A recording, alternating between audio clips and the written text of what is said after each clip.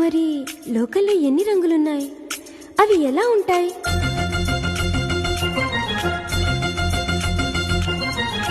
బుగ్గ మీద వెచ్చని సిగ్గు వచ్చినప్పుడు దానిని అడుగు, ఎర్రదనం అంటే చెబుతుంది. పెదవి కొమ్మ పూసిన పువ్వు అందమైన నీ చిరునవ్వు, తెల్ల రంగు అట్టా ఉంటుంది. నీలో నిలువున్న పులకలు రేగిన వేళ నువ్వే పచ్చని పైరువు అవుతావమ్మా.